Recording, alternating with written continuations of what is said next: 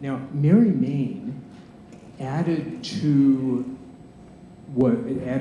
attachment theory, among other things, the recognition and description of a fourth attachment category of infancy, and this was what was called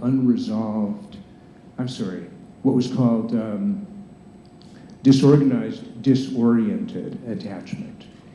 Essentially, what Mary Main observed in studying, along with Judith Solomon, her graduate student at the time, in studying, I believe, a couple of hundred videotapes of infants who were difficult to classify, what Mary Main observed was that these were infants who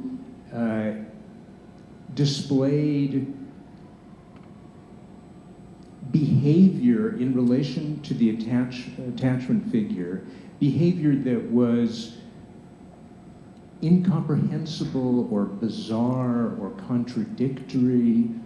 So whereas the primary biological attachment strategy and the deactivating strategy and the hyperactivating, these are all organized strategies. I mean, they may not be optimal, but they make, the insecure strategies make the best of a difficult situation. And these are strategies that arise to cope with insensitive parents who are insensitive when it comes to reading babies' nonverbal cues. What seemed to be the case with these so-called disorganized, disoriented infants, what seemed to be the case was that these were babies who displayed the collapse of an organized attachment strategy.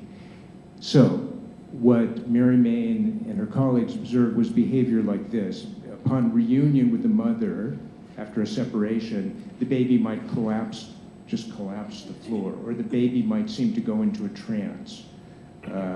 Or Eric Hesse, Mary Main's husband, observed one of these infants making this gesture. And that's an interesting response, because that gesture was described by Darwin in observing primates as a gesture that reflected a stifled scream. So the hypothesis quickly developed that these babies who displayed a collapse of an organized attachment strategies were babies who had had to cope with attachment figures who were not just insensitive, but were frightening. And when your attachment figure is frightening, you're placed in an untenable position.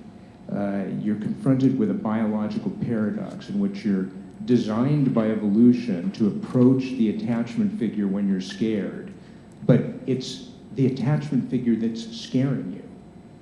So what do? You kind of fall apart, essentially. You freeze in place, or you fall apart. The reason, among others, that understanding disorganized attachment is so important is that disorganized attachment in infancy is a risk factor for all sorts of very serious psychopathology in adulthood, including major depression, I think some would say borderline personality disorder, dissociative disorder, and PTSD. Okay. Let me just add one quick but important thought, and that is that parents can be scary to their kids in three ways. This is the hypothesis of Mary Main and Eric Hesse, and it's a hypothesis that seems to have been supported by a variety of studies. What they propose is that parents can be scary to their kids with the result that their kids have a disorganized pattern of attachment.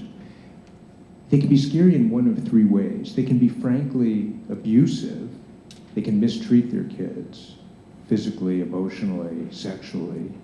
But parents can also be scary to their kids when parents are made regularly anxious by their kids. In other words, when parents act as if frightened from their kids, if parents, and I've seen videotapes where one can see parents withdrawing from infants who are upset, as if frightened by by those babies.